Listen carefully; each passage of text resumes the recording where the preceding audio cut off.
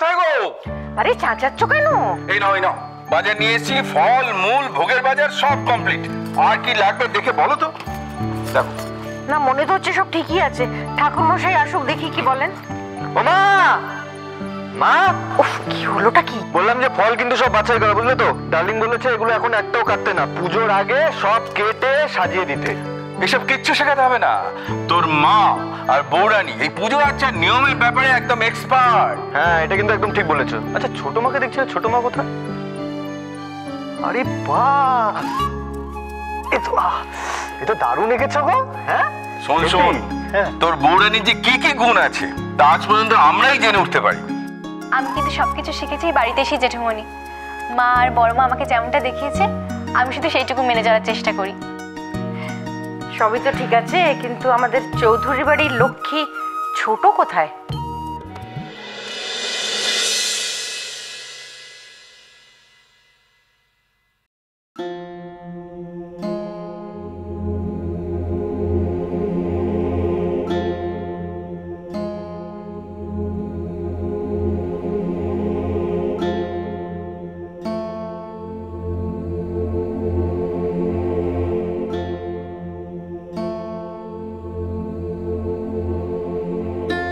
এবাড়ির লক্ষ্মী হঠাৎ এত রুষ্ট কেন, জানতে পারি?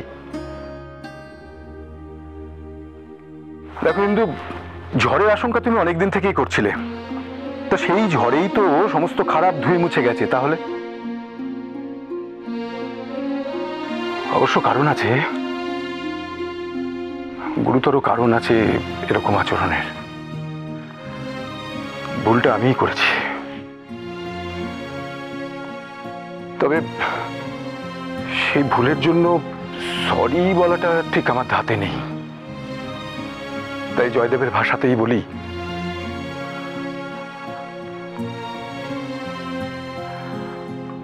দেহি পদপল্লব মুদারম।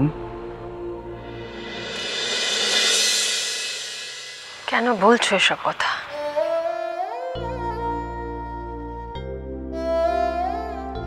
আমি অভিমান করিনি তোমার উপর। তাহলে এটা কি? কেন? কোনটা? এই যে আমাকে এড়িয়ে চলা। তোমার মধ্যে সেই স্বাভাবিকতাটাই কিরকম হারিয়ে গেছে। আমি লক্ষ্য করেছি ওই ভয়ঙ্কর ঘটনাটার পর থেকেই তুমি যেন কিরকম। আজকে লক্ষ্মী পুজো, আমরা এইসব অন্ধকারের কথা বাদ দিয়ে অন্য কোনো কথা বলি। পরিস্থিতি আমাদের নিয়ন্ত্রণ করে ইন্দু।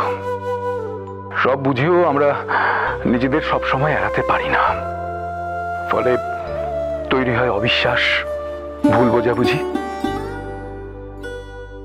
তুমি তো আমাকে বোঝো, অনেকের থেকে অনেক বেশি বোঝো। তাহলে কেন এই কিছু পুরনো কথা ভেবে তুমি আমার উপর? না, এটা নিয়ে আজ আর আমি কোনো কথা বলতে চাই না, প্লিজ। এটাও কি তোমার অভিমান থেকে নয়? তুমি মুখে যাই বলো, আমার মন বলছে তুমি আমার উপর। আমার তোমার উপর সত্যিই কোনো অভিমান নেই। যেটা আছে তা নিজের উপর। কেন জানো? কারণ এতদিনেও আমি আমার স্বামীর ভরসা অর্জন করতে পারিনি। কিন্তু ওটা আমার ভুল ছিল, কিন্তু তার মানে তো এই নয় যে। তোমার কোনো ভুল ছিল না। ওরকম একটা পরিস্থিতিতে ওটাই স্বাভাবিক। কিন্তু ওটাই বা কেন হবে? এতগুলো বছরে আমি কেন আমার স্বামীর ভরসা অর্জন করতে পারবো না? হ্যাঁ, এটা ঠিক, আমাদের বিয়েটা আর 5টা বিয়ের মতন ছিল না।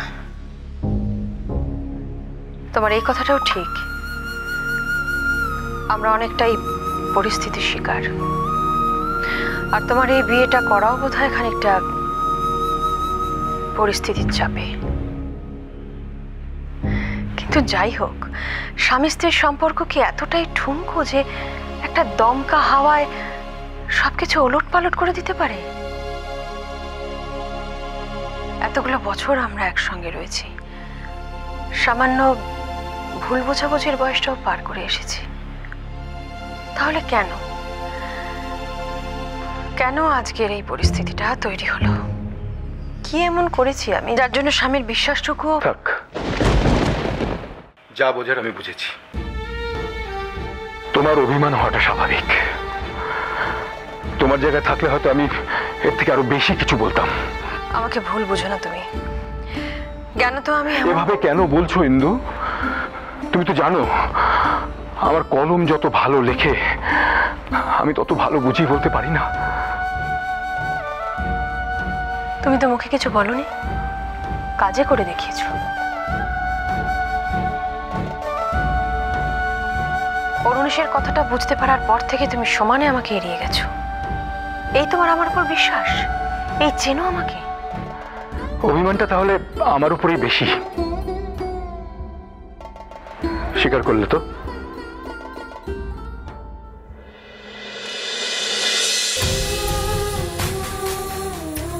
তোমাকে একটা কথা বলবো ইন্দু। আমি ভয় পেয়ে গিয়েছিলাম। ভয়? কিসের ভয়?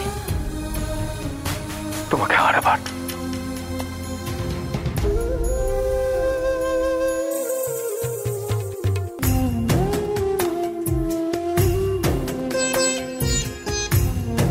একবার বিদিশাকে হারিয়েছি, আর আমি তোমাকে হারাতে পারবো না, কোনোভাবেই না।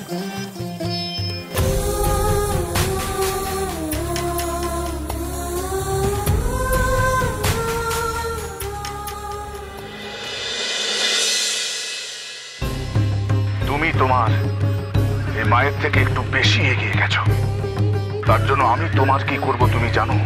তোমার এই স্মৃতির সুদূর মুছে আমি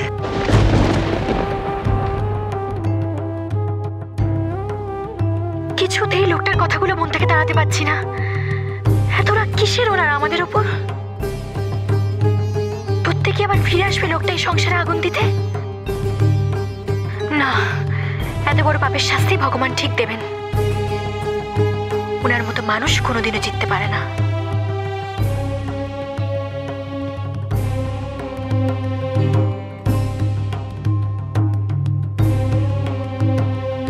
হ্যাঁ, ওনাকে বলবেন আমি ওনার সাথে কথা বলে নেব।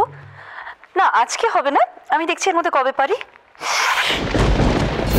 এটা তুমি কি করলে তিস্তা? আচ্ছা কনক, এভাবে একটা হাঁটা চলার পথে তুমি আবার আলপনাকে বসে আছো? একটা দিন তুমি একটু দেখে যেতে পারলে না? সবটা নষ্ট করে দিলে। ওমা, এটা এটা কি করলে কনক? কিভাবে হলো এটা? হ্যাঁ, ও ম্যাডাম তিস্তা, এটা আপনার কাজ তার মানে? Teesta, what is this? আজকে লক্ষ্মী পুজোর দিনে ওনার জন্য বানানো আলপনা তুমি ঘেরে দিলে এভাবে? শোনো ঝিলমি, আমি এটা আগেও বলেছি যে আমি এটা ইচ্ছে করে করিনি। এটা এটা না দেখে না বুঝে হয়ে গেছে। এটা নিয়ে প্লিজ এতটা রিয়াক্ট করো না। এত রিয়াক্ট করবার কিছু নেই তো এর মধ্যে। কিছু নেই মানে এটা কি? হ্যাঁ, আর কিছু যদি থাকে তাতে তোমার কি? সত্যি ঠাকুর তো এমনিতেই তোমার উপর খাপ্পা, তারপরে ভালো মন্দে তোমার কি কিছু এসে যায়? কিচ্ছু এসে যায় না। কিন্তু এটা আমাদের বাড়ির মঙ্গল অমঙ্গলের ব্যাপার, তাই না রে কোনো? এবার কি আমাদের অমঙ্গল হবে? সেসব ভেবে কি হবে দিদি ভাই? আমি আবার আলপনা দিয়ে দেবো, তবে আমি আজ নিজে মা লক্ষ্মীর ব্রত কথা পাঠ করবো, না হলে আমার মন শান্ত হবে না। ব্রত কথা মানে ওই কি বলে পাঁচালি? হ্যাঁ, মা লক্ষ্মীর পাঁচালি পাঠ করলে সমস্ত অমঙ্গল দূর হয়ে যায়। ইন দ্যাট কেস কনক, পাঁচালিটা তো আমার পড়া উচিত। আফটার অল আমি এখন এই বাড়ির বড় বউ, আর তুমি এই বাড়ির কেউই নও। তাই তুমি পাঁচালি পড়লে পড়লে না তাতে অমঙ্গল দূর হবে? হবে না। নে, আরে না, সেটাকে মাথায় তুলে এখন আবার ইনি ব্রত কথা পড়বেন। তা বাবা, বাংলাটা ভালো করে পড়তে পারো তো? না মানে সবসময় ইংলিশ বিদ্যা তো ফলাও না, তাই জিজ্ঞেস করছি। এটা নিয়ে তোমাকে ভাবতে হবে না ঝিলমি। আজকে লক্ষ্মীর ব্রত কথা আমিই পড়বো।